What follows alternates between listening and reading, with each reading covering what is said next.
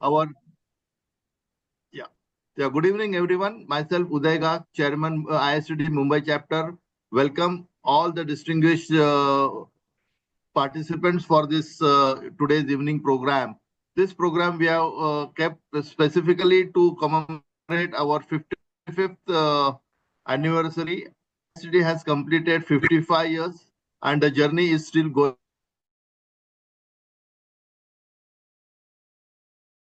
We have two great speakers with a very fabulous topic. One is Mr. Kanti Gopal and another is Mr. Hemant Kulkarni. So I will request Mr. Sanjeev Doshi, our managing committee member, to introduce Mr. Hemant Kulkarni to the audience. Yeah, thank you. Yeah. And good evening to all of you. So it's a great honor and privilege to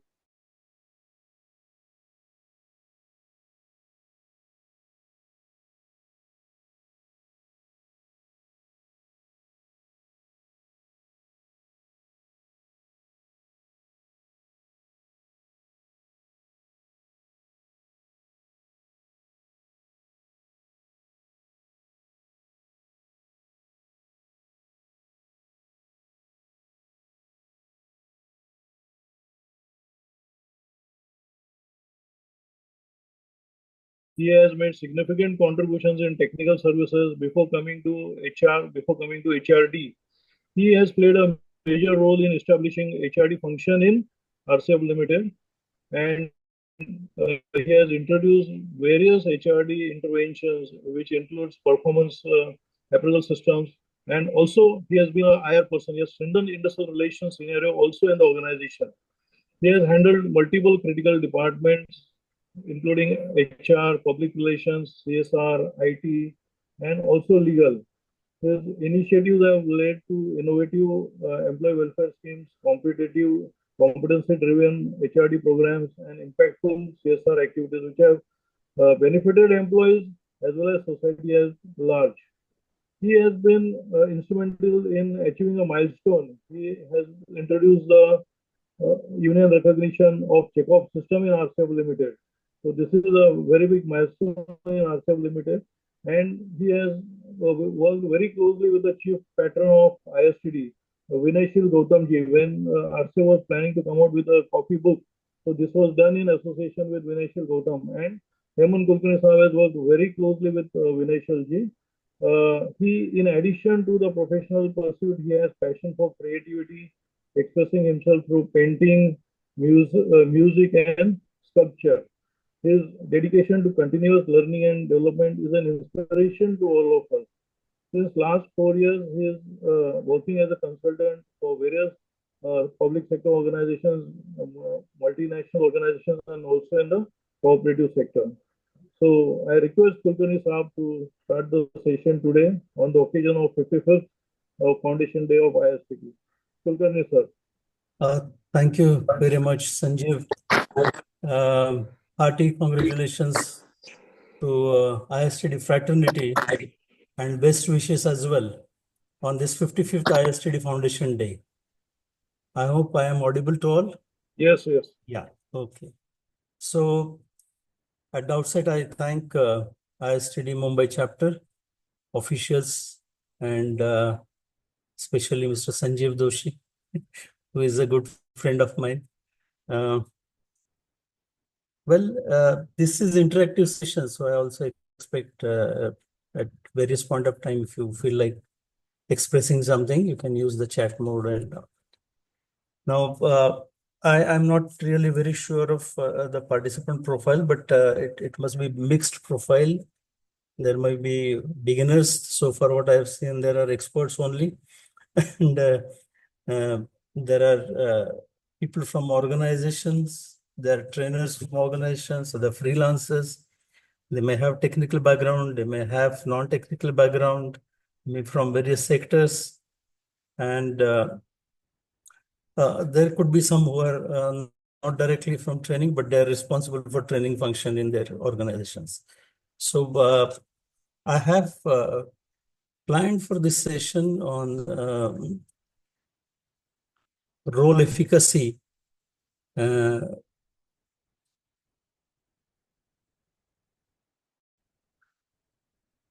Trainer efficacy, a challenge is the topic for today. And I have about 35-40 minutes with you. Subsequently, we'll have some question answers as well. As we move forward, you will know why I have selected this topic. What do I mean by trainer efficacy? In short, it is the ability of a trainer to produce a desired or intended result. It's a challenge. And why it's a challenge? I have stated here two observations. Number one, 76% of millennials consider professional development opportunities as essential for a strong company culture. And 59% of employees believe that more training improves their performance. There is another statement which is very important. This is observation made by Bill Gates. The world knows him very well. He says because it requires, he says that because it requires human insight, adaptability, and innovation, in AI time, the time which has already come, the fields to remain human-oriented will be biologists, energy experts, and coders. Now, this makes me think a lot. Both these observations are very startling, The focus is on millennials, the young generation, the new generation, and we are all looking at developing them for the future of this country, future of various organizations. So what do they think? The study shows that 70% feel that their professional development is essential for strong company culture. I'm very happy that this means that ISTD and all training fraternity has got a tremendous potential in the years to come and even today. However, the second part of it says that 59% of employees believe that more training improves their performance. I'm worried about this 41%. What do they think? Why they think the way they think? And probably the answer is the efficacy of trainers and efficacy of training systems. Now, when Bill Gates says biologists, energy experts, and coders will remain, I'm worried what will happen to the trainers in other areas. Where will they go in the near future? So these are the broader challenges which we need to look at as far as corporate training and training in other related organized sectors are concerned. Now, this challenge is faced by organizations, and organizations are really kind of under a tremendous stress as to what exactly should be prioritized for the training and development in the years to come. Because the things are changing so fast, especially the job requirements and technological advancements. So what they're looking at today is upskilling, reskilling, and right skilling. Now, this right skilling definitely needs a lot of unlearning and optimum skilling. So the second speaker and the speaker next to me, he will be focusing more on this unlearning and optimum skilling areas. So I'll not focus on that. I'll speak about some of the upskilling, reskilling issues. And I believe that most of us are looking at corporate training. Now, there is another statement which made me, think, and it is like Geoffrey Hinton is the godfather of AI and also a recent Nobel laureate in physics. Now, he said in artificial intelligence news.in that AI-powered private tutors would soon become significantly better than their human counterparts by a wide margin. Now, what is that margin? The margin is, he says, about 2 to 4 times more AI will be more proficient in providing training, largely so in technology-based training. So this is another area which makes me think that all trainers will have to look at what is their efficacy, how they are going to deal with this, what they are going to do to themselves to ensure that they remain competitive and they sustain. Now, let's look at a few things, few reasons why training leads to failure. I mean, I don't want to make it a scary talk, but some of the factual things, unless we see them today and digest these facts, it will help in moving forward in a very in matter of full awareness, complete awareness. So not all corporate training programs are successful. Now, what I want to say is there are training programs going on in various organizations with a lot of goals in mind, and then still we see that the results do not come up as expected. Probably that is the reason what the 59% and 100% gap which comes up, which is brought out on the earlier observation. There is a lack of alignment with employee needs. This is a great thing. Now we all talk about employee needs, and are we really getting to know the employees' needs very well? Now, a lot of surveys are conducted in appraisal systems. There are training needs which are identified, and various exercises are done exclusively at the end of each training session, whereby additional training needs are asked from the participants. We find that how many of the training needs people are able to exactly word what they feel. They write something, they express something, and probably HRD people or HR people need to interpret what the training needs they are talking about. And this interpretation, some things are lost. Number one. Number two, when the training needs are identified and the training needs are catered to, the time gap between the two, by the time the training is provided, the training need may or may not be there. This is a challenge where there is a lack of alignment. So this is one of the issues. Then poorly designed contents. I've seen that lots of contents are designed, and these days, there are contents, ready-made contents available. You pay 1,000 rupees, you get a set of PPTs, and people set out to provide training in all areas. There are some pre-owned designed content which people are offering that also people carry with them and start training. I think there is a gap. Whether this designed content, it reflects the exact training needs the participants have, or it's an easy way out to do a profession of training and get away with training as a business. Now, there is information overload. This is another dimension. This explosion of information is known to all. People dump a lot of data, statistics, diagrams, graphs, so much into their PPTs that finally the participants are confused as to what to remember and what not to remember. Now, there is inadequate delivery methods. The appropriate delivery method is required to ensure that there are a variety of learning needs people have. And some people learn faster with audio, some with video, some with by looking at the side, reading, and so on. So there are various learning theories. Whether those theories are being applied and a proper adequate mix is being offered while delivering the training is another challenge. The lack of follow-up.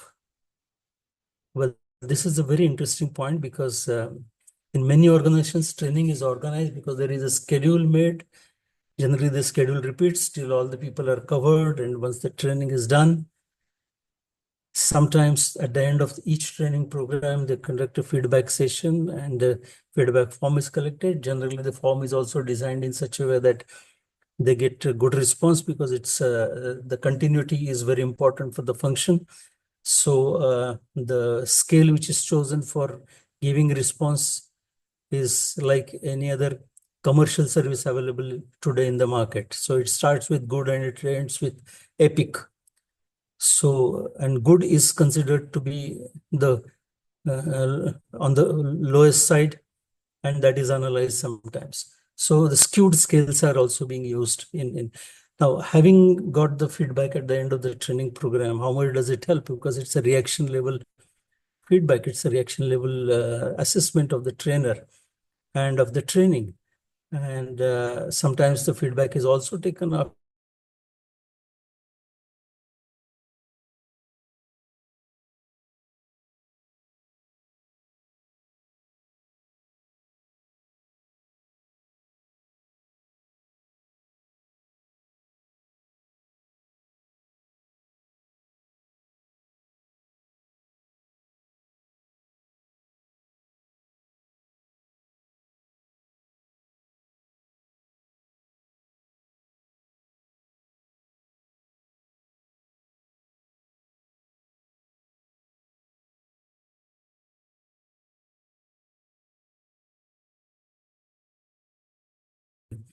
New recruits. Compliance and regulatory training, everybody knows, I'll skip it. Leadership development training is a very common thing, human resource training, confidence. When I'm skipping the slides, there are more important slides coming forward. I thought if there are some very newly those who have come to training side, training and development side, they will be benefited, but I'll move forward because there are stalwarts around. So I'll move forward.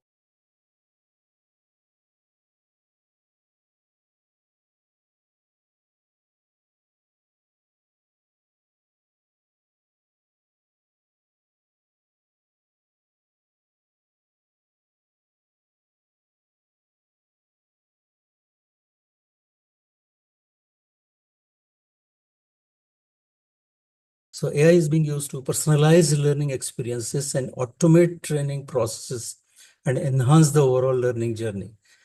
This is the biggest change. We are used to training people in groups, doing training in classrooms, and so on. Now the journey is moving. In the journey, the trend is moving towards AI-based training, where the AI system would understand the specific training needs, the changing training needs within the session when it goes on, whether how much of attention is being paid, and how it can be made personalized, and how the contents can be changed, and how to make it attractive, and how to energize the participant who is undergoing training, and to make it very specific. So this is a major change. So automatic competency mapping will happen. The competencies will be generated by looking at the response of the participant in the program, in the training session, and whether he's able to grasp, how much he's able to grasp, what fundamentals the person is missing, what more is required. So everything will be sensed and gauged by the AI system, and AI will provide the right kind of instructions, and see that the material which is delivered, it caters to the specific needs. So this is a trend. And at the same time, this trend is alarming because all trainers will have to compete with AI to be in the business and to sustain. And these trends are coming much faster than we imagine. So we'll have to gear up. All of us will have to gear up to the AI challenge. Now, there's a micro learning. As we know that packaging information in short and to the point videos is required today, because we all see in social media, reels are becoming very popular, and the span of attention is getting reduced from minutes to seconds. Earlier it used to be in hours. Now it's coming to seconds. So you have to pack the information and provide a micro learning sessions to and methods to ensure that micro learning happens. Otherwise, the attention will be lost. Now there are also immersive learning technologies, either virtual reality or augmented reality. These and mixed realities as well. So these technologies are are happening today and will take over more in the coming days. Data-driven learning is learning-based management systems will take over, and all data will be analyzed and personalized learning will be focused, which I mentioned earlier. Then there will be hybrid training as well as continuous learning. So these trends will help us to focus our challenges. And now user-generated contents are there. This area is very, very essential because this has been missing even today and in the past. Once we know what are the training needs in broader sense, the trainer is addressed by the HR department at what the trainer content should be, and the training design and the training content is designed accordingly and it is delivered. But now the trend is the people who are going to attend the training programs, they themselves come and tell us that this is the content that we want, and please take these case studies, please take these audio visuals. This is what we have made on the shop floor. This is what we want to know, because these are the areas where we face issues. So the user generated content is going to be the new area. And how many trainers are open to this? How many would like to experiment with this and change their contents and be open to the users for their contents? So coming to some more trends, well, there will be focus on soft skills. It's a good news for all soft skill trainers. So organizations are recognizing the importance of soft skills like communication, teamwork, critical thinking, and are investing in training programs to develop these skills. Now, what's the change in the earlier trend and this trend? When we talk of communication skills today, we cannot talk with the same indicative test for communication skills. We cannot go with the same exercises and games that we play to understand the communication games. Today, we need to identify the today's needs of communication, which has a lot of technology in the content as well. So rephrasing our training design to suit the exact needs, soft skill needs. So soft skill needs have changed. So we need to do our homework before entering the organization, before starting our communication session, because the old formula, the old slides, the old PPT will not make much sense.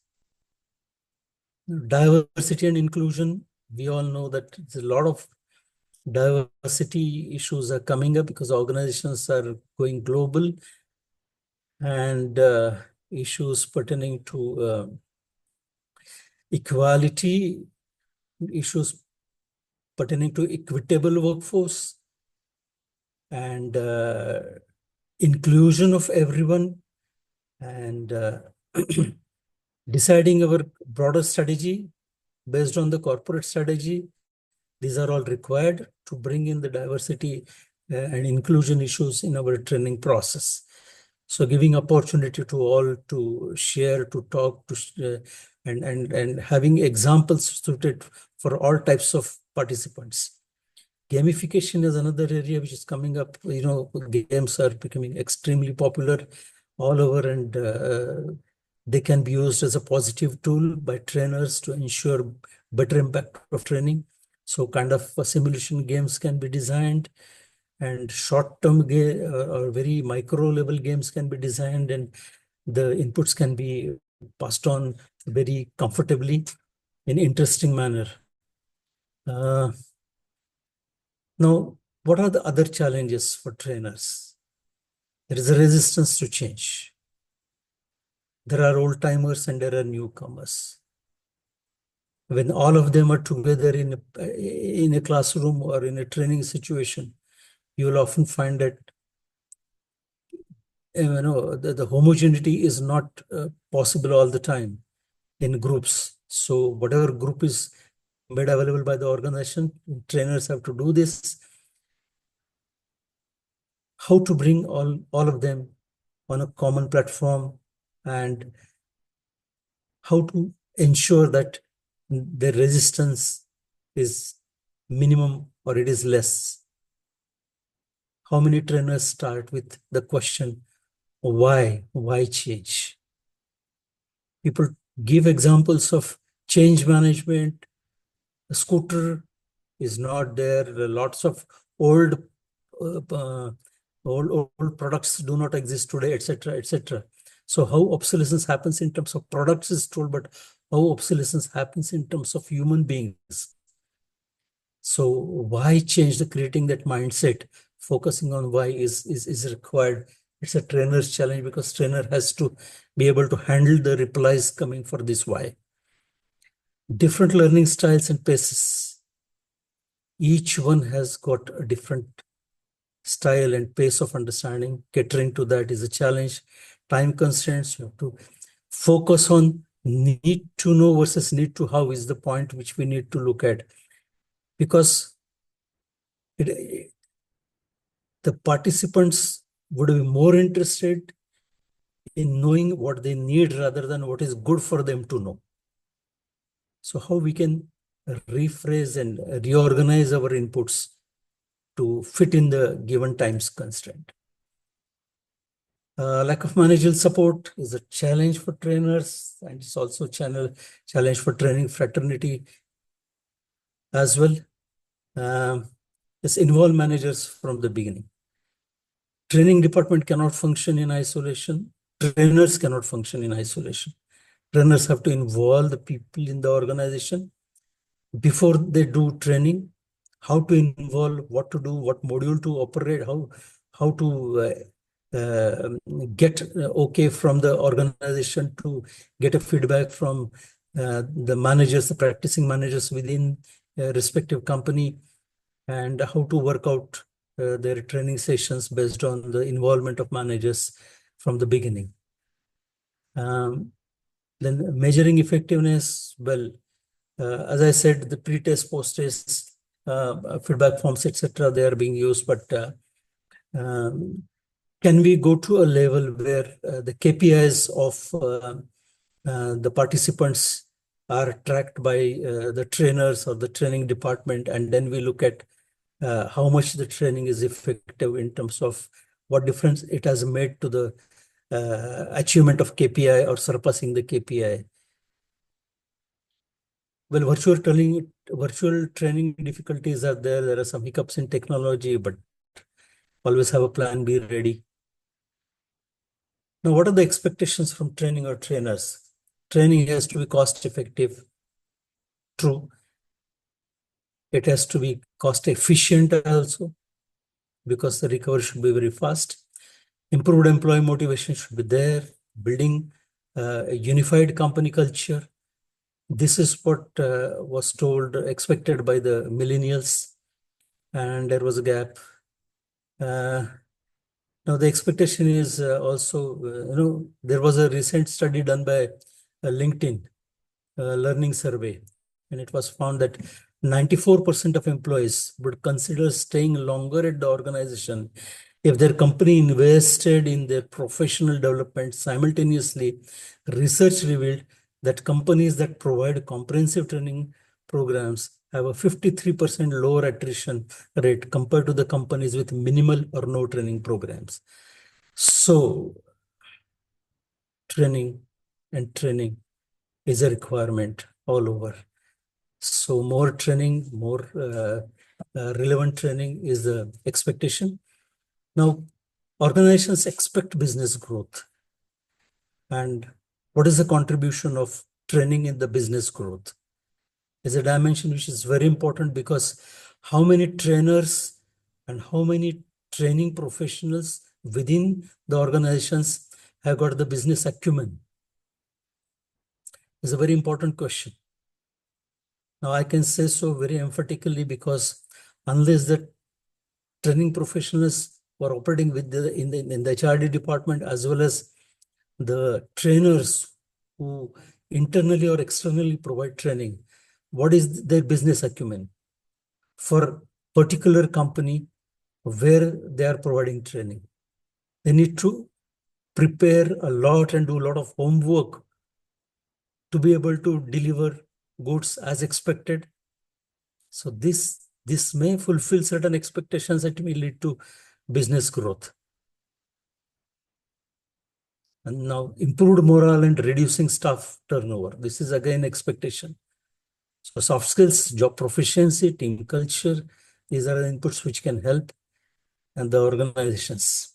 Efficient processes, the productivity improvement, system compliances, this is also expected from trainers. Now, what is the insights of trainers into productivity improvement? It's not just the slides, it's not just the PPT, but how much they have implemented these things in their own lifetime. What background they have, what experience and expertise they have in terms of system compliances and productivity improvement. It cannot be just PPT based. It has to lead to efficient processes, because there are measurable parameters for efficient processes. There are measurable parameters for business growth. So today everybody is looking at measurable parameters, not just how many training days per person in top management, middle management, lower management. These KPIs are no more valid. Now, when we talk of technical skills, they have to be extremely specific. They should be digital as well as physical in terms of training inputs.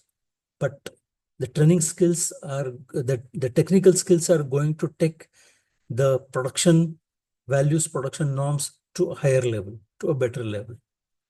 Zero non-compliance is a challenge. We all talk about sustainability, and we look at compliances also. So for zero compliance, tremendous level of inputs from experts. The experts who have experienced in the respective field can only make this happen in organizations. Safety training. Safety training. In this, I would say that those who can talk more about behavioral safety, their role is more prominent today and in the days to come, because there are systems in place, there are system compliances are in place in terms of documentation, but at grassroots level, what safety statistics tells, it's different in companies. In one of the companies, I asked, what are the near miss cases? How many near miss cases? And they said 5 in a month. And the organization has 1,000 people. Now, whether safety training has worked, the near miss should be 10,000 near misses or 5,000 near misses in such companies. Now, does it happen? Is it output of safety training?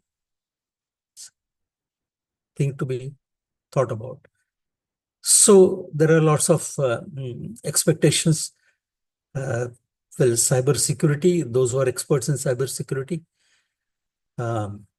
they can immensely contribute in various types of organizations, and they can provide training to society in general, and a lot of awareness and specific issue-based training can be provided. This is a tremendous expectation. It's going to come up. Sales training, the people who have done sales business, and I'm sorry, professors talking about sales training vis-a-vis the people who have done sales in the recent times and applied various technologies for sales, their inputs may be more valuable.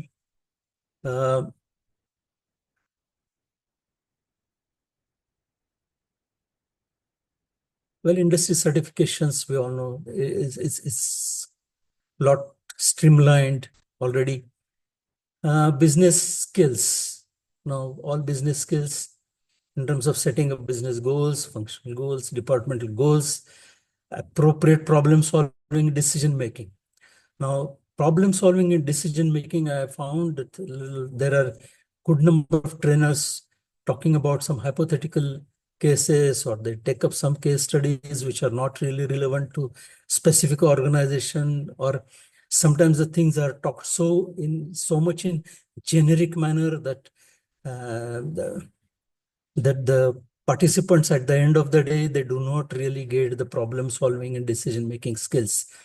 They are made aware of certain techniques, but there are lots of techniques which have got a mathematical component, and those issues also need to be included into developing business skills. So again, it comes to designing the sessions in terms of problem solving and decision making, setting up business goals as well.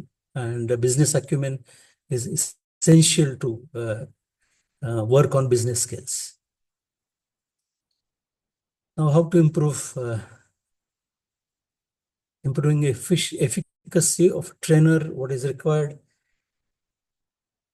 Whether a trainer participates in organizational goal setting, involvement of training department in organization goal setting, is it happening or not happening?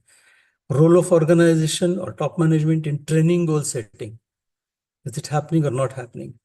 Training objectives, formulation, and role of trainers. Who defines it? How it gets defined? Trainers can ponder over it and work towards their own credibility with the top management. Trainer objective setting and role of user departments, whether user departments are brought into the systems. Training role,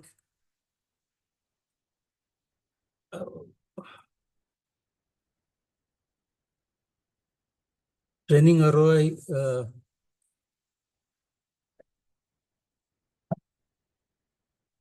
just a moment. Yeah. Training ROI and finance department's perspective and trainers' involvement in deciding the efficacy of trainers and training department. How often does it happen in an organization, and how often a trainer submits to this type of assessment?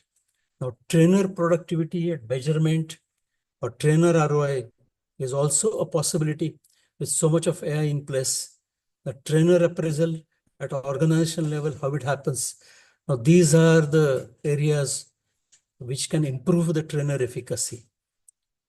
The trainer productivity or ROI, can it be worked out? Yes, it can be worked out.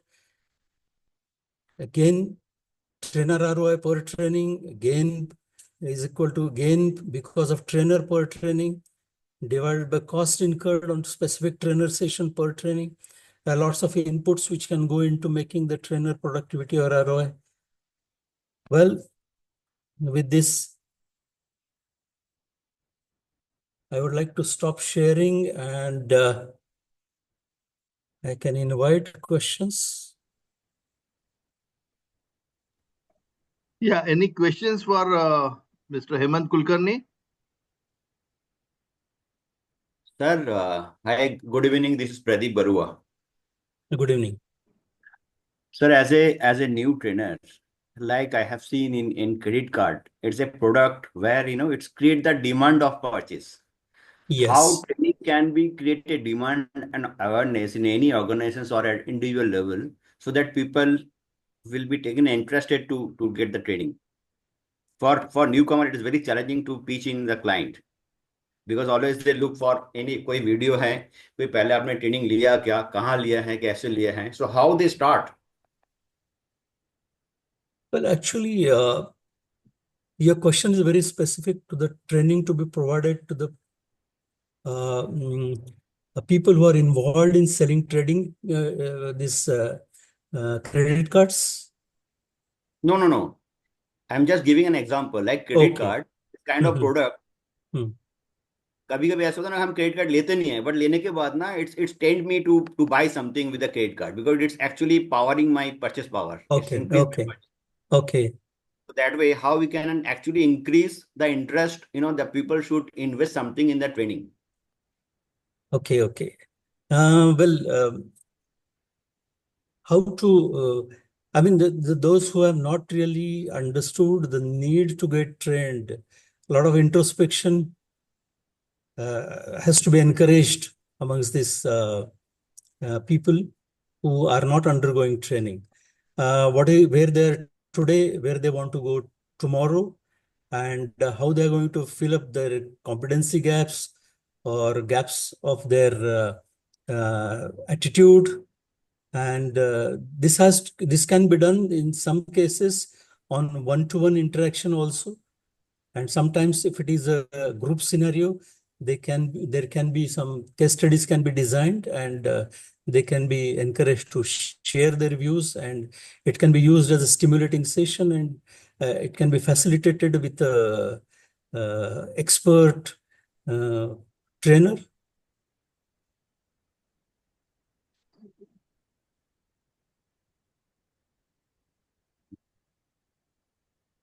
Any more questions?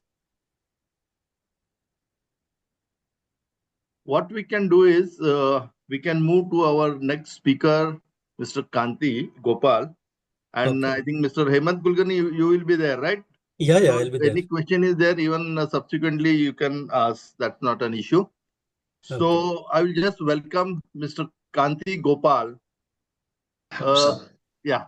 So I will introduce him. Mr. Kanti Gopal is the founder of Institution Builders HR Solution. It's a firm specializing in mindset change and transformational growth.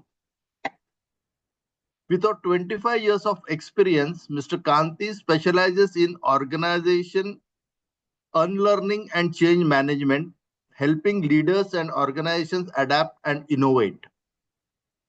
He is an alumnus of Tata Institute of Social Sciences, ISER Consulting Services, and Grow Talent Company. Mr. Kanti serves as visiting faculty at renowned institutes like Tata Institute of Social Science and SP Jain School of Global Management. He has, to his credit, he has authored 3 acclaimed books. Naming first is Designing Leaders to Disrupt Markets. This has been awarded by ISTD also, this book. The another book is Pit Stops for Peak Performance.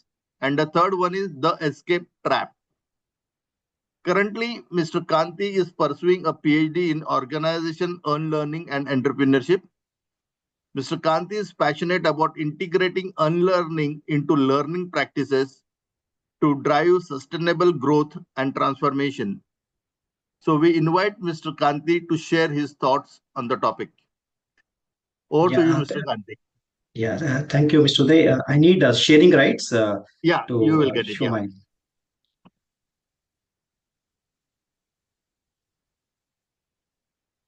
Kavita, you are giving the sharing rights, right?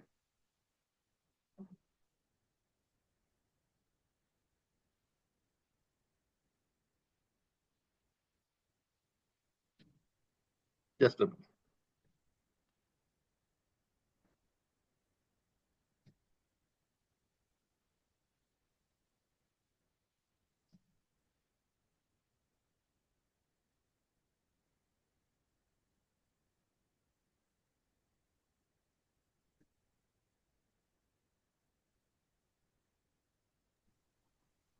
I think Kavita is not there. You can give the sharing right yourself. You are a co-host.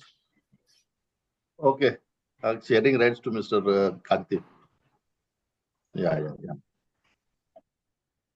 Yeah, he's doing it. Yeah, no problem. I'm sorry, Kanti sir. Thank you for joining us. Thank you very much. Let me see if I can. I have given you the co-host. Sure.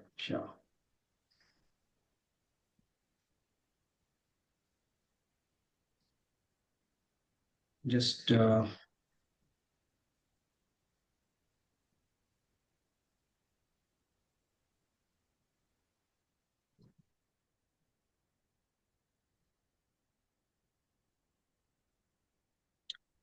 just trying.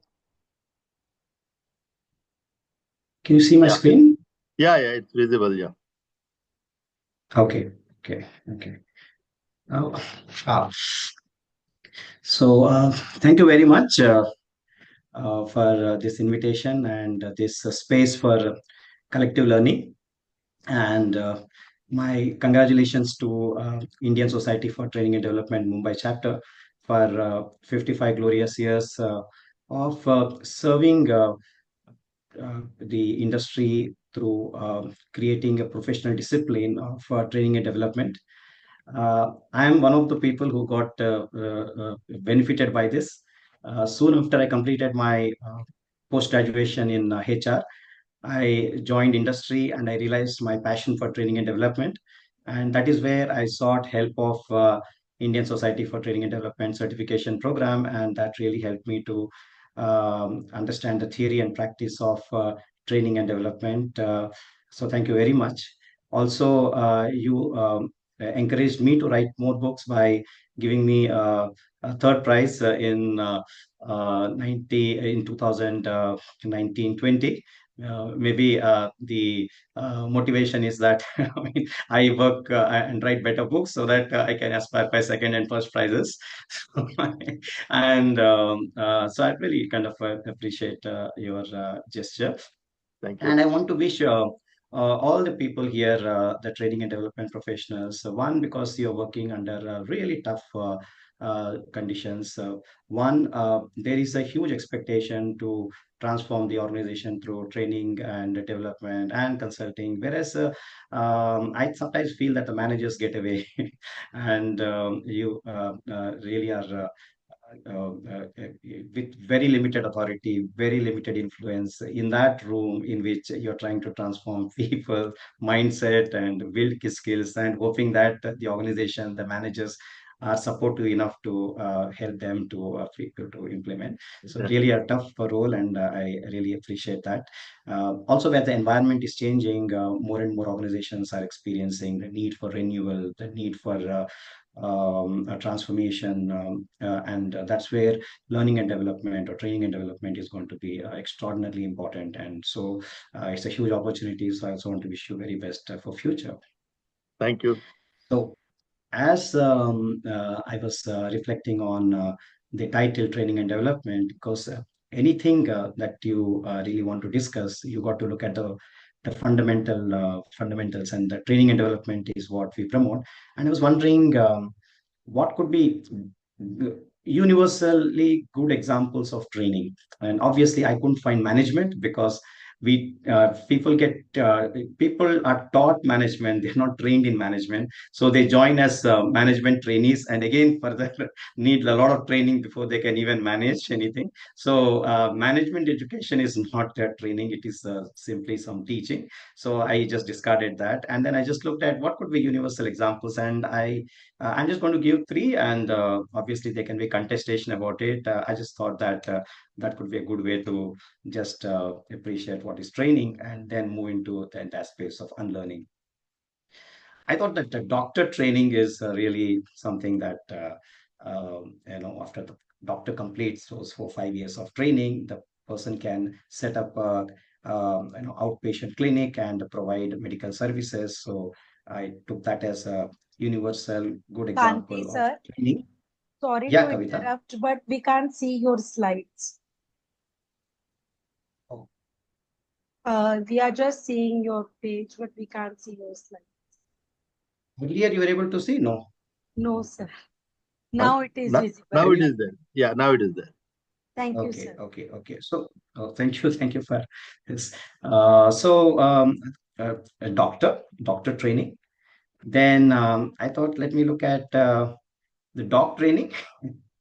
So a dog behaves very differently after it is trained, and it can provide significant services to differently abled people, children, and everybody. So dog training and potty training, again, familiar with. So I took these three as examples of universally acclaimed effective trainings, and then I'm just trying to explore what about it makes them effective. And the important thing here in all this is you're to begin with, you're establishing that what seems to be natural is actually unnatural. Like dog bites, it scares, and because it's scared, maybe that's natural to it. Anybody who gives advice jumps into solutions, may give advice based on past experience. That's natural. You just feel like a kid potty, and then you just, so that's natural. And so to establish that something that is natural is unnatural is the first step in training. And then after that comes in the entire aspect of, okay, Okay, so now that I know that something else is natural, so what is that, and how do I go about, and then keep practicing it, and at some point of time it can become part of your new natural. So which means that you have unlearning to begin with, and there is a space for learning, and then this learning then leads to new habit building, and broadly this is what you call as training. So starts with unlearning and uh, goes to new habit building.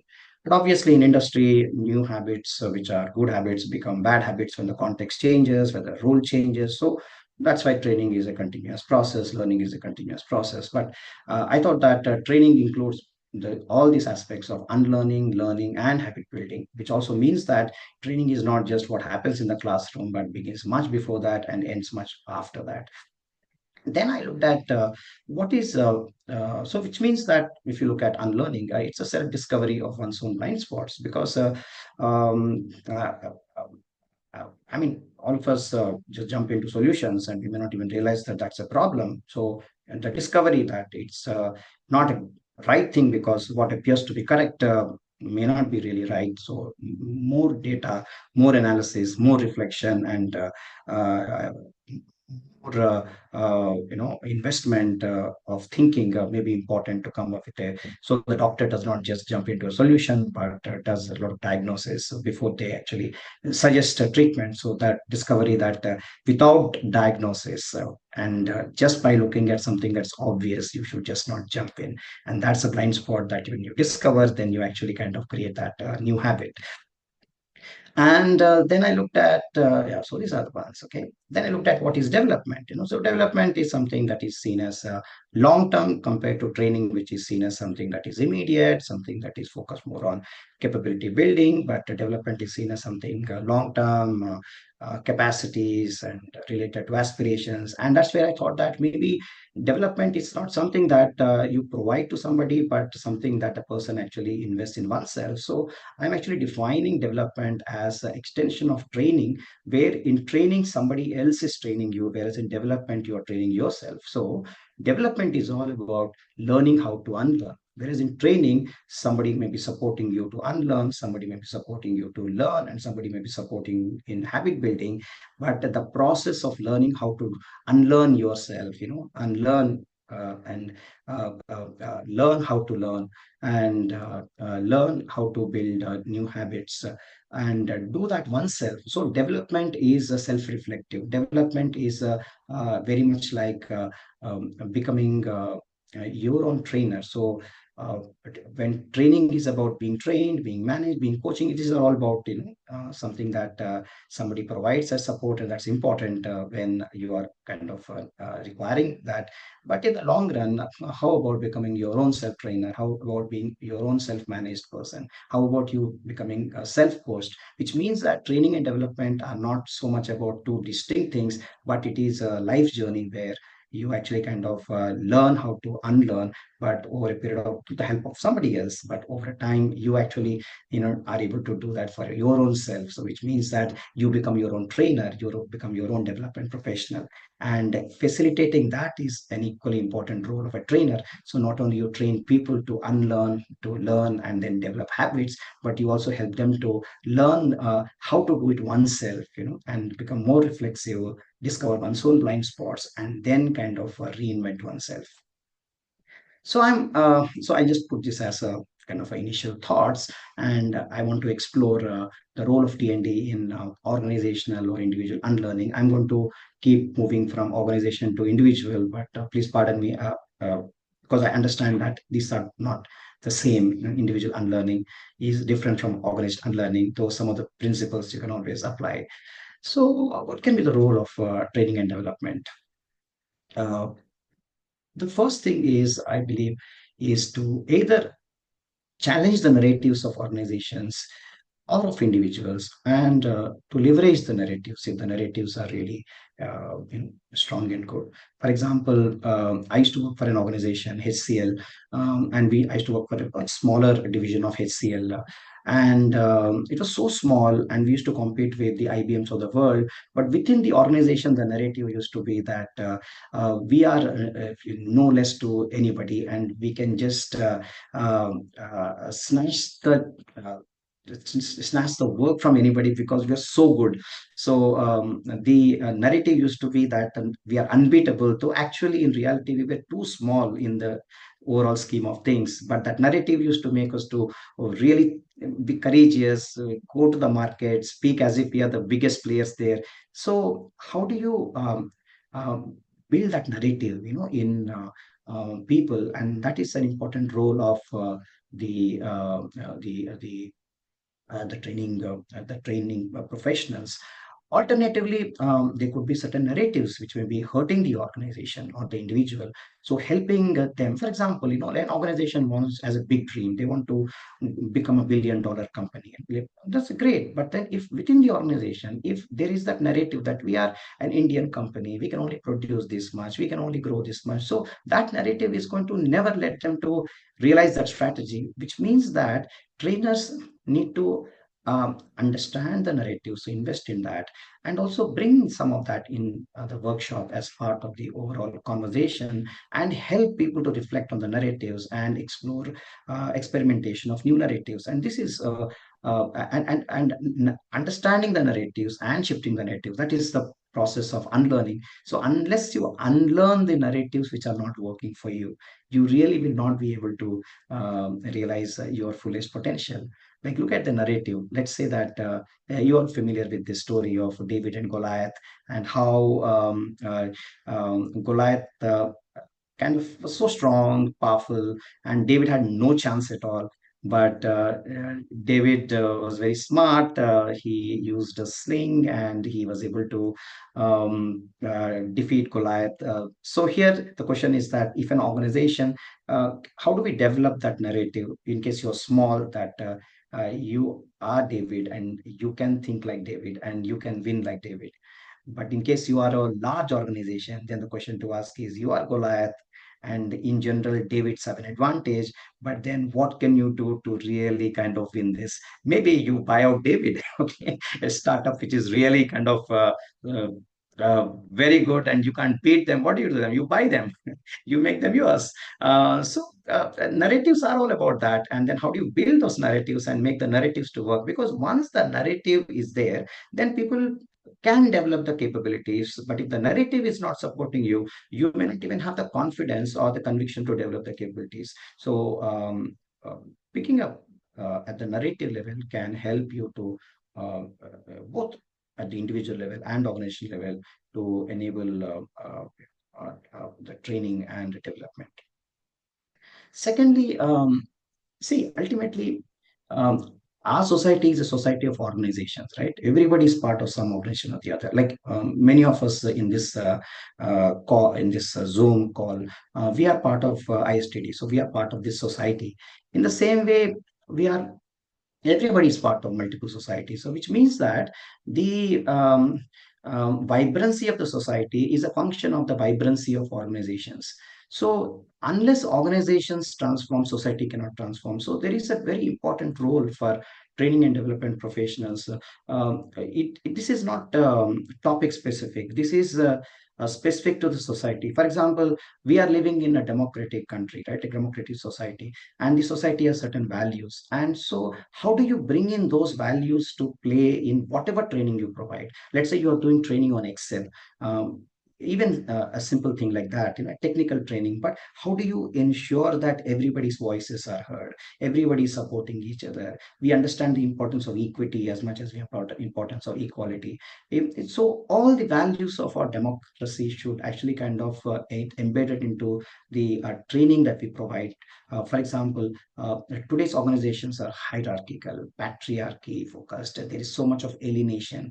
There is a paradigm that order leads to order. So everybody has a clear job description, you have boundary conditions. All these don't really help to build a vibrant society. We become dumb and dumber. That's why in organizations, people normally become dumb because organizations don't encourage people to think, because you have a strategy, you have a role, you just focus on doing is appreciated, thinking is encouraged periodically but then discouraged in general. But all this is not good for society, right? So hierarchy is terrible for society. Patriarchy is not acceptable. The gender is important. So how do you bring that to bearing? Because you can do any damn training, and if the society is not strong enough, and that is where we can play a role, because we can embed that. I do that. For me, this is extraordinarily important. Whatever work I do, I ensure that I bring in the democratic values into bearing in, whether I'm doing leadership development, whether I'm creating a performance management, the way I go about, the kind of conversations we have, the kind of system we create. Also, organizations have this thinking that we should win, but then you can only win if your suppliers win. You can only win if your customers win. You can only win if your entire industry wins. So the ecosystem thinking, again, organizations focus on individual. If you think about it, everything about organizations is individual, but organizations are not meant to be individual focused. They are meant to be teams. And you will rarely find managers who are strong in group processes, group dynamics. They are very good at individual accountability, giving feedback at individual level, setting individual goal setting. They're very uncomfortable with group goal setting because they feel that some people may not do their job. But that isn't that your responsibility, to get everybody to learn how to give feedback to each other, manage the group dynamics, and get the best out of the team rather than just get best of each individual. So it's transforming the society of organizations is a critical role of learning and training and development, or learning and development professionals. And that is the unlearning that is required. If this does not unlearn, like you have a strong hierarchy, let's say in organization, and you're trying to promote empowerment, it doesn't work. I mean, what are we talking? So we have to look at a deeper organizational constructs and challenge them as part of any assignment that we do. And that is where learning and development professionals have to be courageous. They cannot just go by the mandate. They have to embellish it. They need to, because sometimes don't assume that your client knows what to do, and so the client is giving you a brief, and you are expected to, but you can build on it. You can help them to actually see their blind spots. You can't you can't give empowerment to somebody. People assume that. You need to create an environment where empowerment happens, and a hierarchical environment doesn't create that environment of empowerment. Similarly, a lot of people have this paradigm that leadership is style, and it is power, it is service, right? I mean, people can work even without a leader, but with a leader, they should work better. So, how do you bring in these values, and how do we help the society of organizations to unlearn, so that we are able to create a better society? And I feel that this is an extremely important role of and especially in the current environment. And you can see that just like we are creating absolutely compliant employees, the compliant employees also become compliant to the MLAs and the MPs, and we are just saying yes sir to our bosses, and we say yes sir to our people representatives, our public servants, and assume that we are the servants of the public servant. So I just want to leave it there. This is about how at the more macro level. Then I just want to focus a little more on the current training approaches and unlearning, and I'll go pretty fast on this. And you're familiar with it, and Sri Hemanji has covered several of these things. I just want to use this space to just reinforce without getting into details. One is overpacked training sessions. I think, see, people come to training for what? Because there is so much of action in general in organizations, there is no time for reflection. So training is a great space for reflection, but we create a lot of structure, and the structure actually doesn't cater to the agentic expectations of participant, which means that if a participant has certain expectations, the expectations are they met within the context of the structure. The just asking people what are your expectations just when you're starting the session is very unrealistic, because you already created the session. I think the one is keep the structure limited so that there are a lot of spaces for creating learning within the room. But for that, you need to be comfortable with vulnerability, because as a trainer, the more structure you create, because the more you are in control of the training process. But the less structure you create, you don't know what gets filled into those empty spaces. But creating too much structure doesn't allow people to reflect, which is so important for unlearning. Unless you reflect, how will you actually look at, is it really working for me? Is it working right now? But in the long run, is it still working for me? Some of these questions you can only ask if you are reflective, and too much of action doesn't really help. The uh, the other part of overpacking is you're not creating the network, which is important, not networking, in general, the very badly used word, where people generally try to size up each other. I'm talking about that. But in organizations, training is a space where people from different departments hopefully come together. And so you're developing the connect so that you can actually kind of find answers, because different people have answers to the questions that you have, and together you can find answers. So you are building that connect, because that connect didn't exist. So that can happen only if you give spaces for people to interact with each other, talk to each other, develop respect for each other. So how do you keep them light, and then create opportunities for unlearning, and also create opportunities to kind of learn from each other rather than just depend on a trainer to learn from. The second is behavioral manipulation.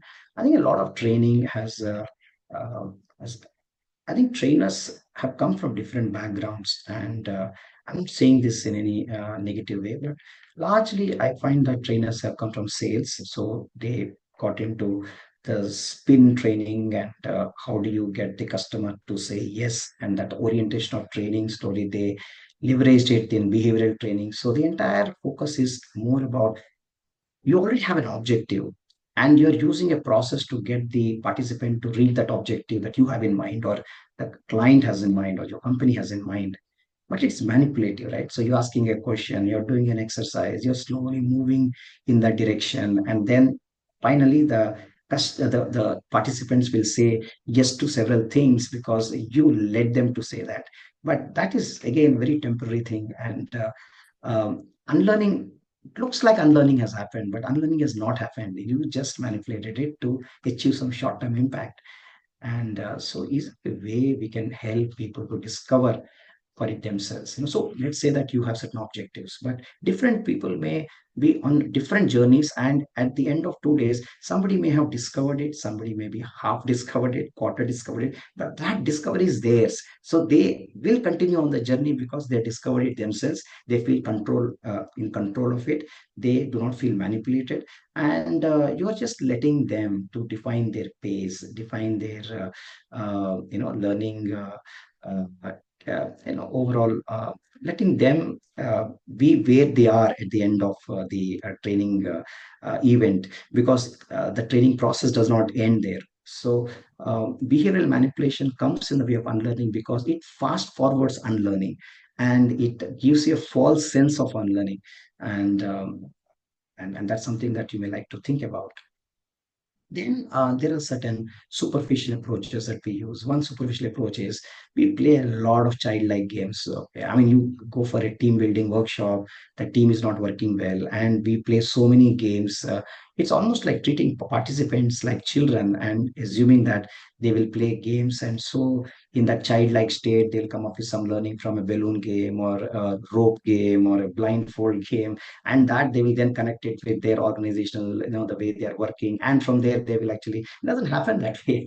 I mean, you can actually kind of get everybody to climb the Mount Everest, but doesn't mean that then they'll take a Mount Everest like strategy and then will be successful. That's absolutely stupid. It's very naive, not stupid, very naive. So I think treat them like adults. I mean, they also know that they're not working well together. So why don't you do a game to just get them into the group? But then the 2 days you spend on real issues. What are some of the challenges? Like Peter Sange's book on fifth discipline, the field work.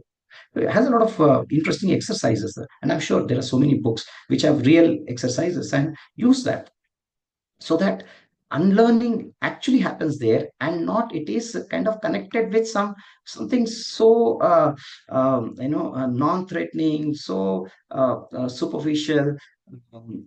Stop games, because we are playing games with them, and let's get real, and let's treat them like adults, and they will respond like adults. Otherwise they will also respond like children. Children know how to deal with adults, no, they will also say all the right things. And today there is so much of training that happens that everybody knows how to play the game, both the trainer, trainee, everybody. You will get exactly, no trainee will give such poor feedback that the company will stop training. Okay.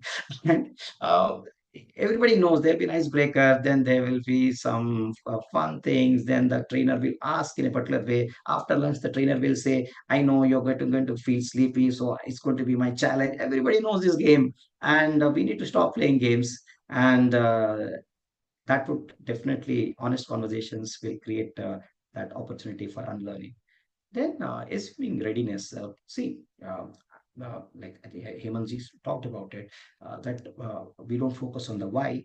Even see, even where the why has been discussed, and let's say that the training is around what came out in the performance management system, you will still find that people actually have knowledge that they need to learn, but may not have the awareness that they need to learn. I'll give an example. This is from the book, The Inner Game of Tennis, where Tim Galway, the author, who is also a tennis coach, he narrates a very interesting incident. And some of you who read the book would, kind of know this, but it's still fun. Somebody comes to him and says that I have this problem with my backhand serve, and I know everybody says that, and I also realize that I need to improve. So can you please help me? And Tim Galloway says, okay, so why don't you kind of play with me, and you serve me. And then the tennis court had a huge mirror behind Galloway's back, which means it is in front of the person who is now serving. And so this person kind of, serves, and he just throws his bat, runs to Galloway and Tim Galloway and says, my God, I now know what is my problem. So earlier at the knowledge, now he has the awareness. So knowledge is different from awareness, and we need to build that awareness in training. And often uh, trainings, there is an overemphasis on tools and technical skills, and I think like I was doing a training on coaching skills with the grow model, and we were spending a lot of time on the mindset part, because you can't be a good trainer if you don't have the coaching mindset. Oh, sorry, good coach if you don't have the coaching mindset. But then the lady, the director of that organization, who was championing the training, she came and said, why are you not practicing? We should practice some 10 times in these 2 days, so that they get to know, grow, and then after that they will discover it themselves, the value of it. So her assumption is you build the skills and they will discover the value or attitudes.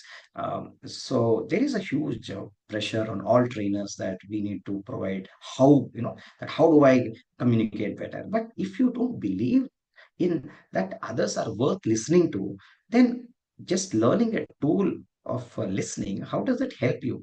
Because you anyway no intent to listen to that person. And if you don't believe that people can come up with their own answers, just learning how to ask facilitative questions smartly doesn't really make sense. So we need to help people to discover their blind spots and develop that awareness. Yes, if I learn this, I can actually be more effective. I can be more, valuable, and that might actually make me more at peace.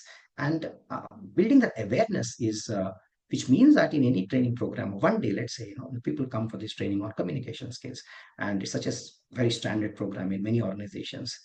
If it's a one full day one, I think 60-70% of the time, you should focus on the why. They need to get that awareness and focus the remaining 20-30% on the how. Don't do it the other way, because they will learn all the skills and never use it because they never thought that they were poor listeners. They need to know that there is a delta gap, and the delta gap is hurting them, hurting others, and they need to do something about it. Then there is this isolated focus. Like Generally, training is given to worker groups, then middle management groups or leadership groups. The assumption is that if the group is homogeneous, they will learn better because they understand the same language. And however, real work in organization happens across levels, across teams. So training done in homogeneous groups is absolutely useless, and that is the challenge that we all face. People say at the end of the training that, oh, we love the training, but why don't you train our bosses?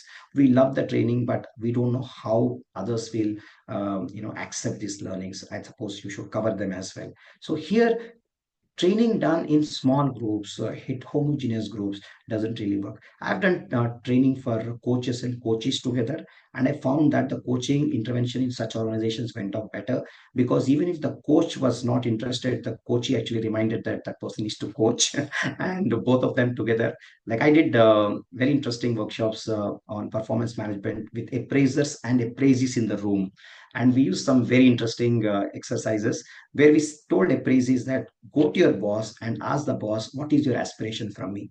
And if your boss actually doesn't have an answer, give your boss some time. If your boss still doesn't have an answer, get out, because you don't deserve that boss. And we did that with the appraisers in the room.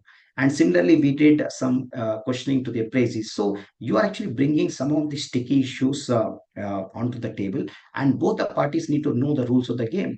See, appraiser is not doing a favor to the appraisee by conducting an appraisal conversation. Appraisee is not doing a favor to the appraiser by sitting in that conversation.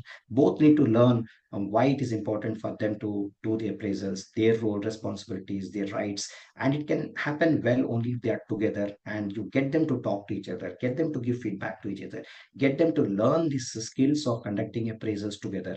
And that is how you actually can get. And similarly, if you are working on let's say planning, get different departments which are supposed to work on planning together. So you actually, by involving a larger system, it could be just two stakeholders or maybe multiple stakeholders, multiple departments. In some cases, you can even involve the customers. Like you're looking at the market development, why are you not involving the customers? They should also be part of training. And training doesn't mean that you're imparting something. You are actually creating a space where conversations can happen, learning can happen, and you can be a process facilitator. So isolated focus actually doesn't let in unlearning, because you are always worried about whether you are always worried about somebody up there who is the problem. I think if everybody is there in the room, we all realize that we are shifting the burden to each other, and we better actually kind of accept our own burden and then let everybody do the same. And because everybody who's supposed to do that are in the room, you're more likely to get uh, you know greater effectiveness. And competencies and context. Often training is done with the assumption that people are the problem, their attitudes are the problem, their skill building is the problem. But often it is also the context which is a challenge. So as trainers, when we go and understand the needs, it's useful to understand what about the problem has to do with competencies and what about it has to do with the culture. I remember this training that we were doing, and we were doing something on for the first line managers and first time managers, and this was on values and how you can actually build that to build culture in their work teams. And somebody said that we were looking at all the values of that organization and how do we apply this. And somebody said that, listen, all these values are aspiration values, nobody cares about these values in the organization, not even our chairperson, not even our CXO, nobody actually believes in this. Now, how do you help people to learn values when there is a cultural issue? And so it's important to separate this. It's important to help the organization to understand that just simply training which to a particular group when the culture is totally, then in which case you need to position it that way. You need to say that, listen, the culture is different, we are training you because we want you to bring in changes in your own teams, and we want that to become a kind of a way to really trigger more changes in the overall system. So the positioning has to be different. So bringing in customers, industry experts, diverse groups to shift the room's context. Like often we're talking about customer orientation, and doing workshops. But if everybody who's in the room is an employee, then you bring the customers, let them actually talk about how they experience your people and why certain approaches are important to them, or why certain behaviors piss them off, and so they would like you to change. So by doing that, and don't just bring them for an hour or so, get them to sit in the room, help let customers also become co-trainers along with you. Yeah, so I'll just change the gears, so shifting the paradigm, practical strategies for unlearning. But before that, I just want to check if you have any questions or, sir, how much more time do I have so that I'm mindful? No, we can invite questions. So any questions now? Yes, I have. I'm Ramanathan. Yes, sir. Am I audible? Yes, yes, yes. Hi, Kanti. Ramanathan here. Hi, Yes, you're how are you? audible. Yes, yes, yes, sir. Yeah. See, you had made a very important point, focusing on the why part of it before the what and how part of it. And that has been my focus. I face a challenge, however. I spend at least 40% of my time focusing on the why part of it, the unlearning part of it. But the challenge I face is, the stakeholders are very impatient. They don't want me to spend so much of time on this part of it. And I find the impatience so much in them. And that's a challenge I face actually. Yeah, that's right. To face the same challenge. Okay.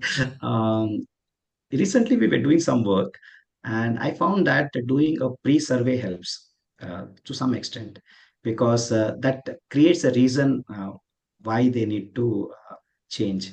Like we were doing this workshop for on team building for the leadership team. There are a lot of group dynamic issues, and I don't think they were really thinking about becoming a team. So they're very happy. It's a stable organization. They were all working for last 20-25 years. So overall, the company is making money. It's just that there are a lot of silos, and because they don't get along with each other, their teams also don't get along with each other, or they feel uncomfortable kind of coming across as getting along with each other. So this workshop was conceptualized by MD, but that doesn't really work that way. So what we did is the 200 people who report collectively to these people, we sought feedback from them on how they experience the leadership working as a team, and there were a lot of quantitative questions and qualitative questions. I found that and then what we did is we asked them to discuss that before the workshop. So they were constituted into smaller teams. They went through the survey results, and we gave them the raw data. We didn't do. We also gave them a summary text analysis using ChatGPT, but we gave them all the statements, and some statements were very hard hitting. I found that when they came into the workshop, already there was a bit of seriousness, and so that's one way to study missions are other way to.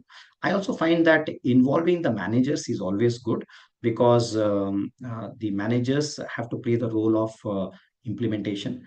So I find that the managers and also setting the like you actually spend 40-50%. So I think it's useful for them to understand what is the reason for your approach. So sometimes I think people may not understand the reason why you're spending. So I sometimes when I'm trying to do new things, I also caution them that I'm going to be provocative, I'm going to make harsh statements, so please bear with me, I love you all. So but next 1 hour's time or 1 day's time, I'm going to be really tough and contract with them, and then yeah. But you're right, it's a challenge. And at some point, I think we also need to go with the rhythm. If you find that after 20% or 30% of the time, there is that desire to learn skills, then I suppose you should change gears. Because discovery learning is all about providing people based on their own rhythm as well. I mean, obviously, they should feel that they're in control of what they want to learn. Thank you. Yeah.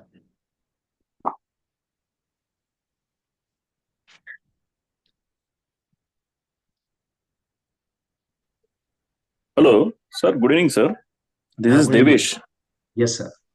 So thank you very much. So far, it's very nice, sir. But I understood that you told these games, particularly because normally, we as a trainers, we also do outbound learning through gamification, particularly for adults. But somewhere I understood, if I understood rightly, because you told these games will not be that effective. Can you throw me some light? Because adults maybe learn, I'm not saying entirely, but maybe it's a part of training what we are doing every level, even manager level we are doing first line, second line, and even T level. So I heard from you different things. So can you just correct. throw me some light Yeah. on this? Correct. No, I'm not I fully respect the value of outbound training games, but you give sufficient time for people to reflect on their own organization, talk honestly about it. See, when you play a game, let's say you play, let's say, a balloon game, and the game is basically meant to help you to understand that we should focus on the goal and not on the roles. So that's a great thing, that learning comes up.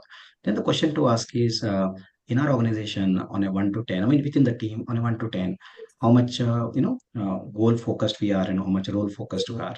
And then use that to actually trigger the conversation. If you're on 6 and we want to go to 10, so can we give an example of what happens? So you're slowly moving into real examples, real challenges, and becoming more authentic. And if it's a work team, then also any example can also bring in some surface, some conflict. Because see, at the end of the day, there will be issues which the team has to surface, and often dysfunctionality is because people don't surface conflict. So as a trainer, you have to kind of bring that conflict to table, and that can only happen if they're talking about uh, something that is consequential to them. See, games are not at the end of the day consequential to them. They in fact, sometimes people say, if it was real life, I would not behave like this. They say that, okay, if it's a game and you're so competitive, then in real life, how do I assume that you'll be collaborative? I mean, then that is real. So, but then you need to discuss, how do we really work in organization? So give equal time, maybe, as long as you're doing that. And when they're leaving the room, they should not think of the game. They should think of how do we work differently based on what we learned about what we are doing, and learned from each other, all the authentic conversations we did. And then how do we really kind of use that to work better together? And so they leave that way, I think, with you. Thank you, sir. Thank you. Thanks. No. Actually, as you rightly mentioned, after game, we do debriefing. So that is how true learning happens. Anyway, thank you. Thanks for the insights. Thank you. Sure.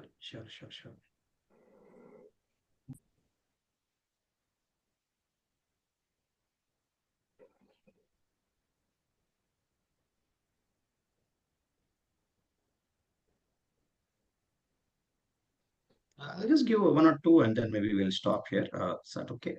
Sir, it's okay? I mean, I'll just take over the 5 minutes.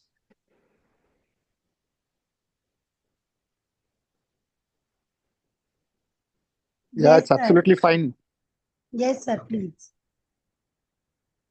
So embedding, shifting the paradigm, practical strategies for unlearning. A few kind of a till based on whatever I've done. I'm sure there must be a lot more.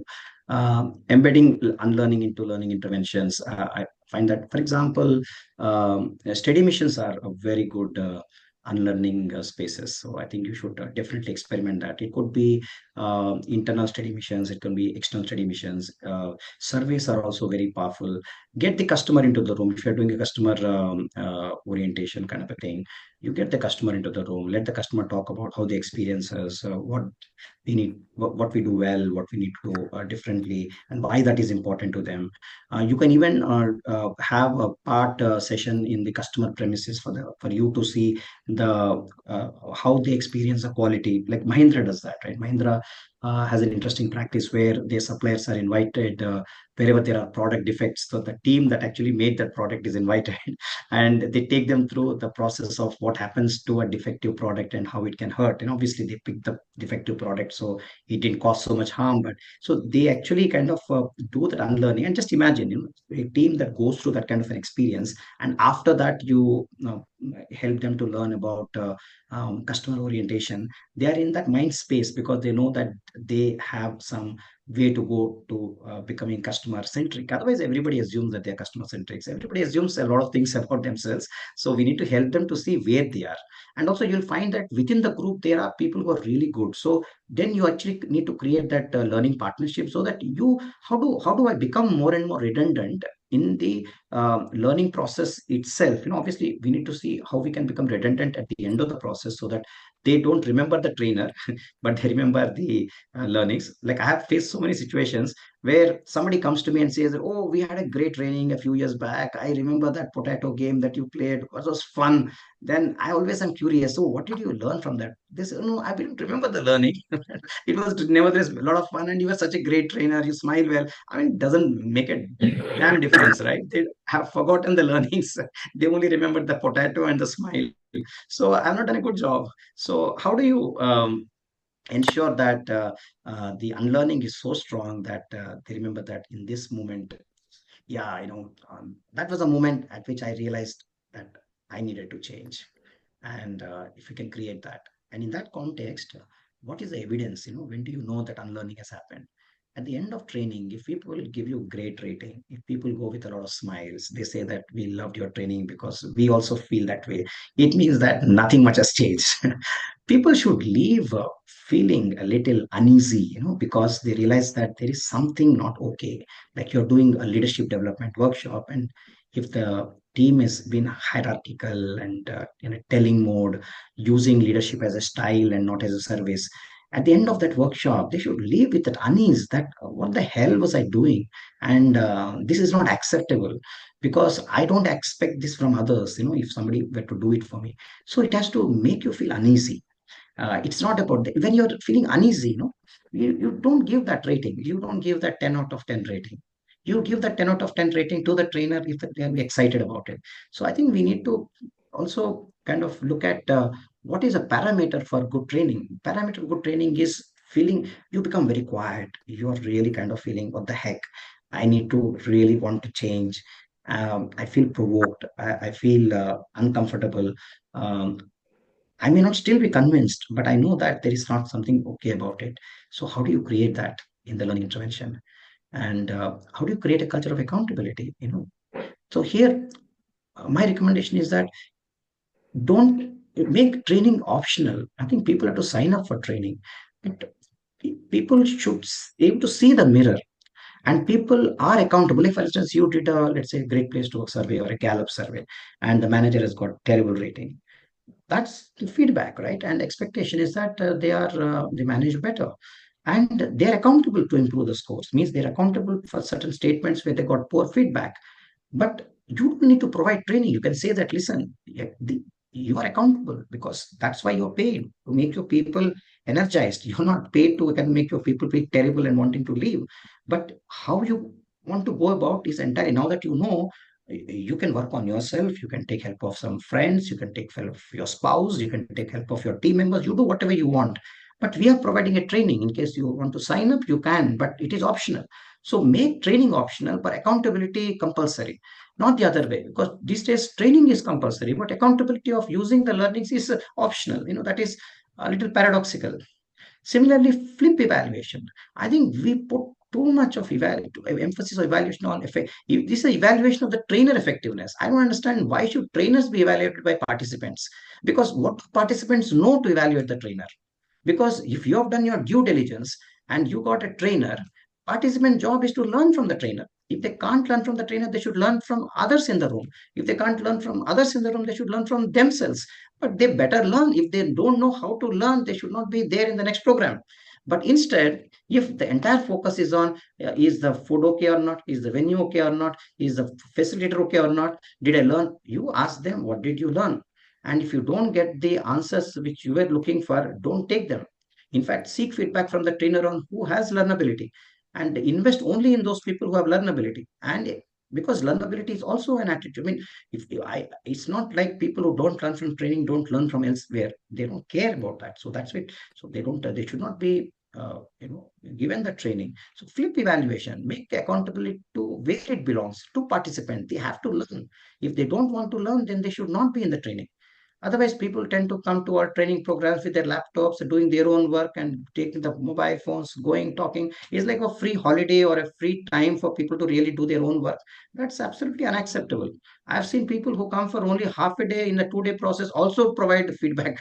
I don't understand what is this. So create a culture of accountability for unlearning and learning on the participants, not on the facilitator or the trainer. Then build system awareness. I think building system awareness on a continuous basis is the best way to help people to unlearn. System awareness means like think about it like a person in a finance department, a clerk or a executive only gets to know a little bit about what's happening in the entire organization, hardly gets to know what's happening in the market, competition, then customers, suppliers. And because of that, that person's worldview is limited. And the worldview also may be outdated because the systems are dynamic, they keep changing. So our job, say as a trainer, I mean, a training professional, is to encourage the organization to create a training and learning system, which means continuously people should get inputs about what is changing about the system, how are the expectations of customers changing, how are kind of the market dynamics changing, so that people can then kind of relook at what they need to do. And that is very important, so they can unlearn if they have system awareness. They cannot unlearn if there is no system awareness. And just imagine if they don't have system awareness, and then you provide them training on quality, and they will just learn about quality as a as a nice thing, but not in the context of what is changing about their own organization, their own environment, outside, inside. So an important thing here is role expectations. I think unlearning happens when people understand that their expectations of their stakeholders have changed. So as learning professionals conduct role expectation workshops. I think this will be very powerful. You don't need to do too much of work. Uday Parekh has written some a very good book on role effectiveness, and there are a lot of exercises there. But even otherwise, there's no need to really pick up any exercise. You just get people to, like, two departments come together and ask them to give feedback to each other and ask them to share expectations and why they're important. And this is training, right? I mean, you don't need to do some internal customer kind of a fitness training and then do some exercises. Just get them together and then be a process facilitator and let them learn from each other, reset the expectations, and then also ask the question, okay, you can't do a workshop like this every time, so how can this happen on a ongoing basis? And so help them to create their own systems, so that and then you can always get them back and then do this. So as a trainer, I think we spend too much of time in designing training, designing modules. Stop doing that. Just be the process facilitator, get people together, get them to be the content. You can explore open space, where the entire learning is generated by learners. You should explore role effectiveness, team effectiveness, all that through kind of just process facilitation, not content facilitation, not through too much of preparation, but through staying alive in that moment and helping the people also to become more and more aware about their blind spots. A very, very powerful space where training and development professionals can play a role is in all the pit stops. See, every department has a meeting. Every organization has several meetings. Within the department, several teams have meetings. So each meeting, when the meeting starts, the culture comes alive, right? I mean, that is, otherwise culture is there, it is there. But when do you see culture? When two people talk to each other, culture happens, right? It's like a bulb. When you switch on, then you can actually, but then the energy was there, but energy, the trigger is the meeting. And so in that meeting is when the culture comes alive. And that is where real change can also happen. Be a process observer, be a process feedbacker, be a process facilitator. I think you can add so much more value than bringing them into a classroom and doing a lot of training. These are opportunities for us.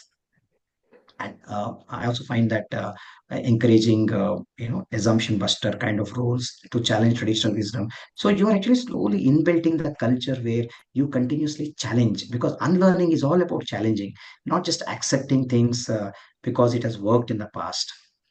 Leveraging technology, something that Hemantji also talked about. Technology today, ChatGPT, for instance, will actually give you a perspective about this decision, what could be the consequences. So encourage people to look at consequences of decisions and use simulations, use today Gen AI.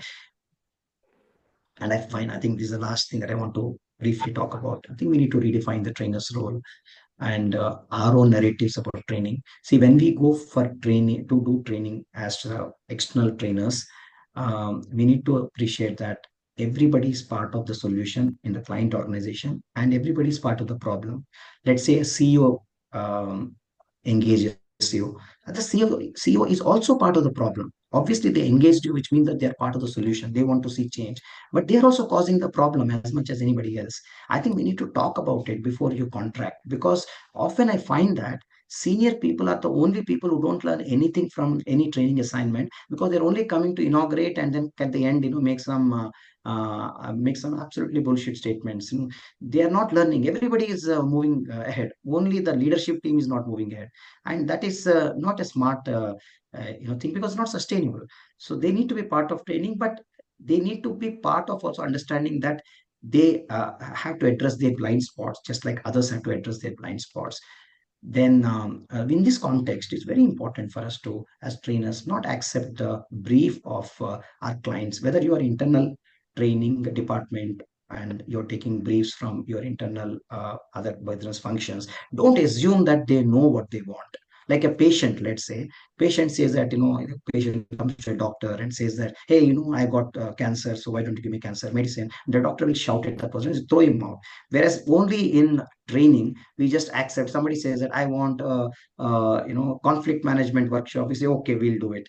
I think we need to understand what is the pain area. Maybe there is something else going on there, and training itself may not work, or maybe training of some other kind might be helpful. Maybe getting a different group into the room may be useful. So don't assume that the client knows what they want, but be empathetic to the client's pain areas and help them to diagnose it along with you so that you identify the right training need.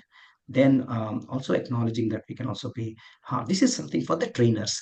Like as trainers, you are successful, but because you're successful, you can also be a liability to the next organization because you may be using what worked for you. So you need to work on your own self. I find that giving permission to the client to give you feedback, especially people like me, when you grow old, the clients don't give you feedback, they stop working with you. Okay, so the best thing is to ask them to give you feedback and then use that to become a better person, better professional.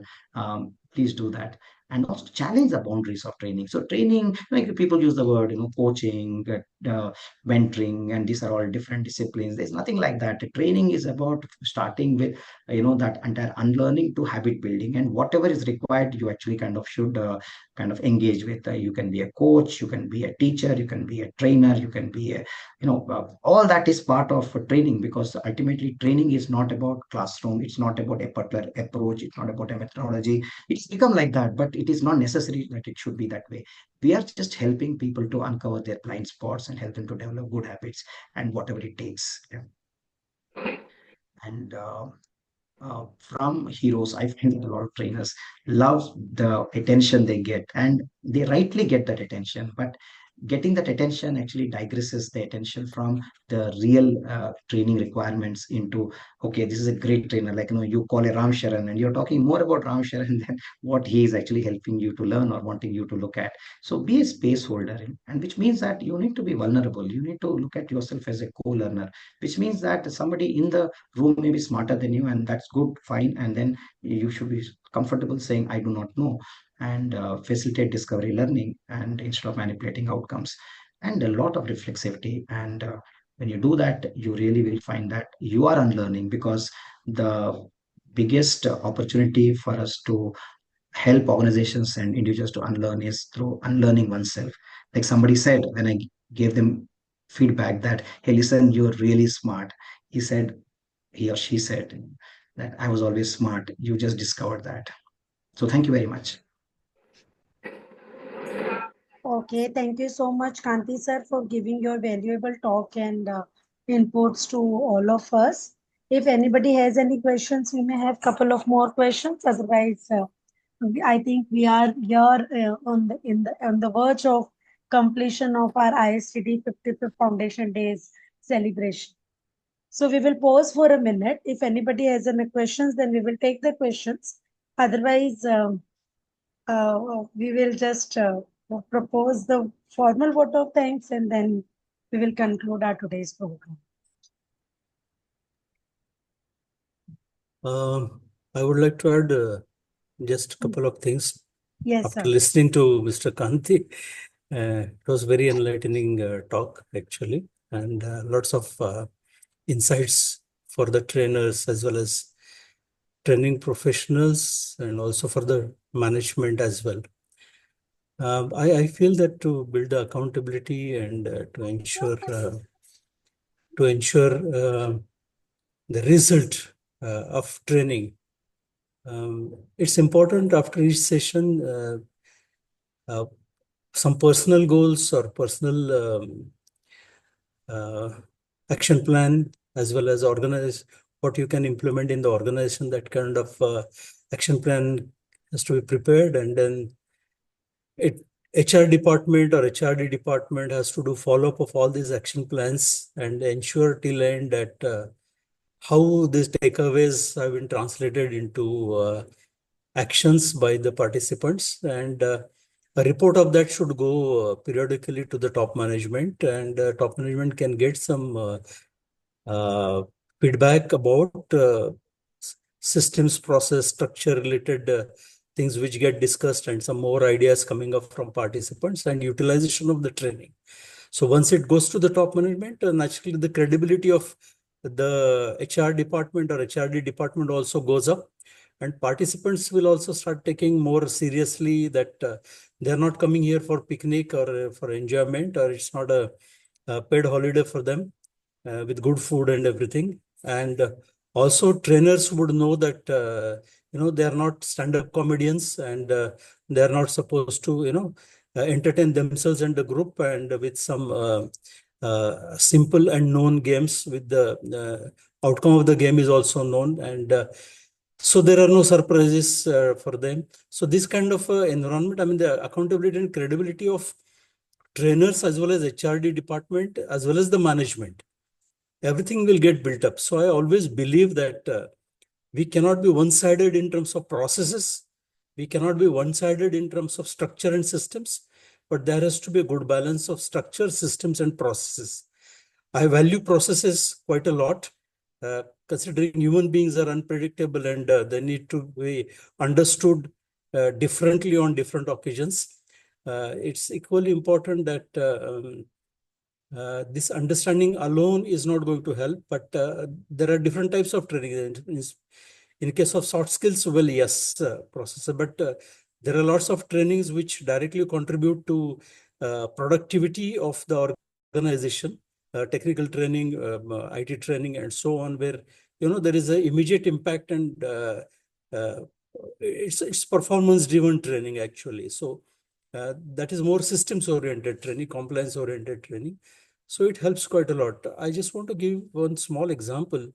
In the company where I worked, there was a program on finance, and all inputs were given to the entire group in the same way. But one of the participants who understood the income tax rules a little differently during the sessions, and he went back and he prepared a proposal and approached income tax department, and he was responsible for getting a refund of 100 crores from the income tax department.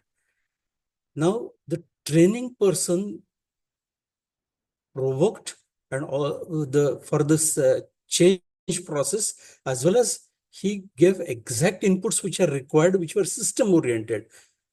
So a combination of that worked, and he got 100 crores back to the company, and he was promoted in due course of time. And like, you really don't know how the ROI of trainer can work. But I suppose that once, as an industrial engineer, I believe that, everything is measurable and everything has to be measured.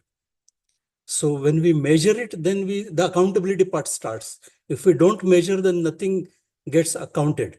So these are some of my views, which are maybe I just thought I'll share on this platform. Thank you so much. Absolutely, Hemant sir. I think you have already summarized the discussion which we had. So my 70% work has already been done with the experts' summary and also giving the reflection. I think the success of any of the program comes when the mentors and the trainers starts giving the reflection and adding lots of points over here. So having two stalwarts in the areas of training and L&D professionals, Mr. Hemant Kulkarni and Mr. Kanti, has added lots of learning inputs to all of us who are in the professionals or about to be the professionals. Talking about the co-hosts who had attended your session, sir, we had a mix of academicians, training professionals, and also the students of the University of Mumbai who became a part of this program. So I believe that the two topics which has been given to discuss about on this topic, the one is about the trainer efficacy challenge by Hemant Kulkarni sir, and Unlearning, the missing key to unlocking the learning by Mr. Kanti Gopal, had a great learning value and inputs for all of us. I would like to also quote a very famous statement by Mr. Peter Drucker, who says that we now accept the fact that learning is a lifelong process of keeping abreast of change. And the most pressing task is to teach people how to learn. Though we say this, but it is a very difficult task, as Kulkarni sir himself says, that he believes more in the process because human behavior is very unpredictable. So learning, relearning, and unlearning itself is a not only a buzzword, but something need of the hour and which we need to keep on working it. So with your very profoundly and very proudly and privileged way, the ISTD Mumbai chapter concludes the celebration of 55th Foundation Day of ISTD. We are also very thankful to our managing committee member, Shri Sham Iyer sir and Shri Sanjeev Doshi sir, for giving us an opportunity to meet these two learned and mentors and professionals of these domains. We are looking forward to have more collaborations and everlasting associations with the mentors, speakers, and the professionals who have joined the program. The ISTT always believes to nurture not only the young professionals, but also keep continuing and learning in the area of learning and development domain. So keep contributing, keep inspiring, and keep motivating. We are very, very thankful to all our ISTD officials and members for giving their contributions to making this program success. With the permission of our chairman, we may end the program. Over to you, Ghag sir.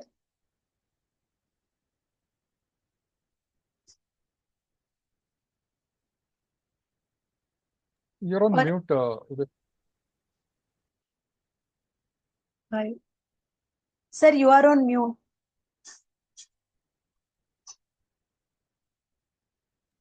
Oh, sorry.